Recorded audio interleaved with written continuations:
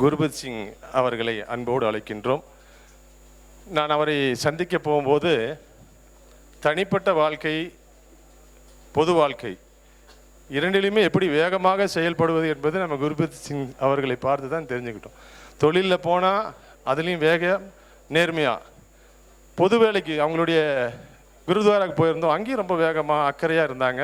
அதை எங்களுக்கு ஒரு பாடமாக கிடச்சிது. நீங்கள் அடிக்கடி கூப்பிடுங்க, அந்த பாடத்தை நாங்கள் படிச்சுக்கிறோம். அவர் வாழ்த்துவதற்காக உயிரே உயிரே வந்து என்னோடு கலந்து விடு, நினைவே நினைவே எந்த நெஞ்சோடு கலந்து விடு. இந்த பாட்டு ஒரு காதலிக்கு பாடுற பாட்டு இல்லை. ஒரு இரத்த தானம் தேவையானவர், ஒரு இரத்த தானம் கொடுக்குறவருக்கு கேட்குற பாட்டு இது. ஏன்னா ரத்தனை என்ன, உயிர் துளி. Every drop of blood gives life.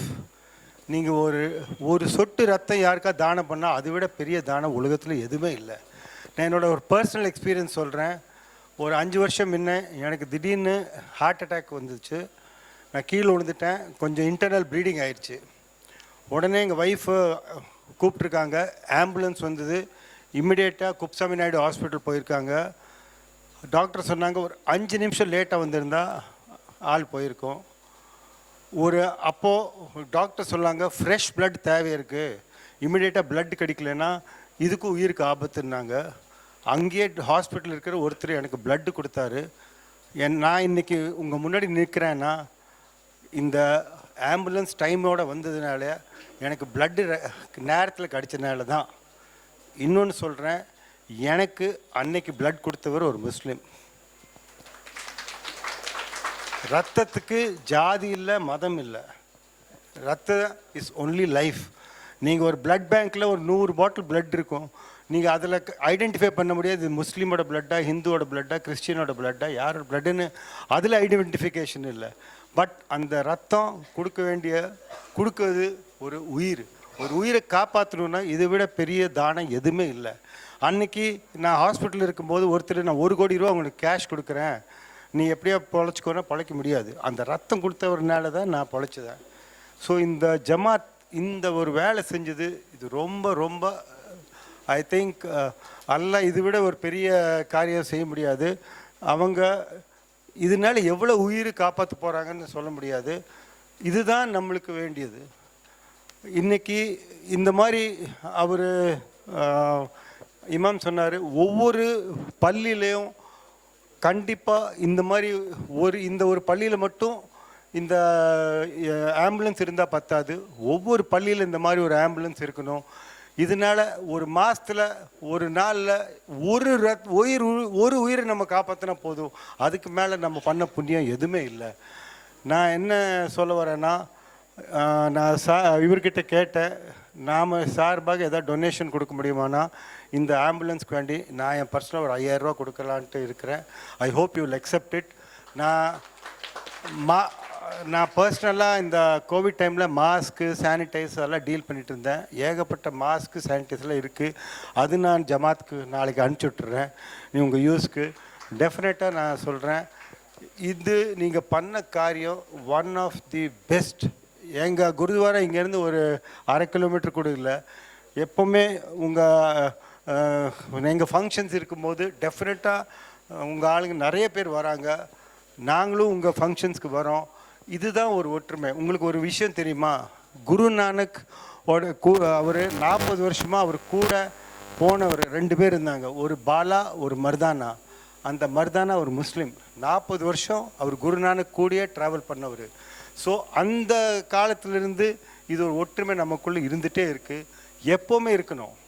இது இரத்த தானத்தினால மட்டும் இல்லை, எந்த ஃபீல்டில் என்ன ஒரு காரியத்தில் எங்களை நீங்கள் கூப்பிடுங்க, நாங்கள் டெஃபினட்டாக வரோம். எங்கள் ஃபங்க்ஷன் என்ன இருந்தால் நாங்கள் கூப்பிடுறோம், நீங்கள் வாங்க. எங்கள் சார்பாக எங்கள் பிரசிடெண்ட் உட்காந்துட்ருக்காரு, அவரே சொன்னார், எங்களால் இந்த ஜமாத்கா உங்களுக்கு என்ன உதவி பண்ண முடியுமா நாங்கள் பண்ணுறதுக்கு தயாராக இருக்கோம். இது இல்லாமல் உயிர் துளி அப்படின்னு நான் ஒரு ஆர்கனைசேஷனில் நான் செக்ரட்டரியாக இருக்கேன். 25,000 மெம்பர் எங்களுது இருக்காங்க உயிர் துளியில். 25,000 மெம்பர்ஸ்.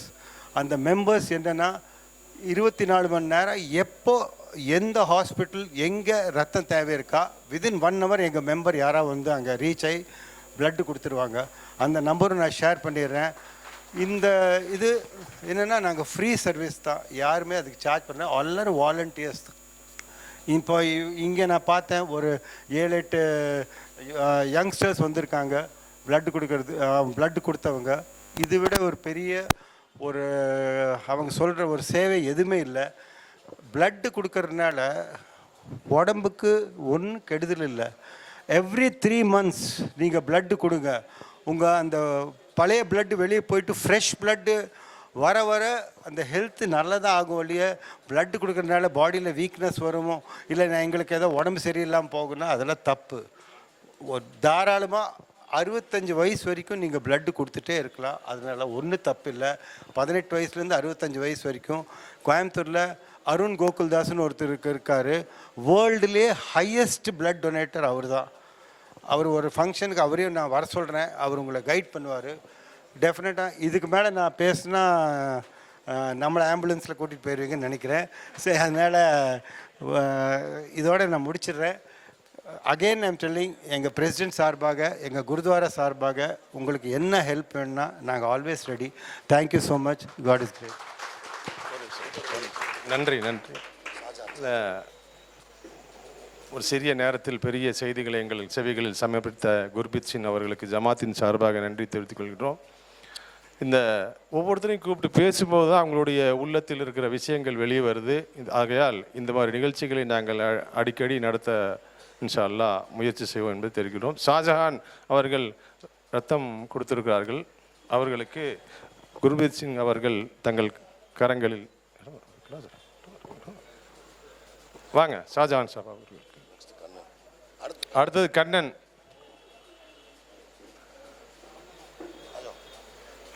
இல்லை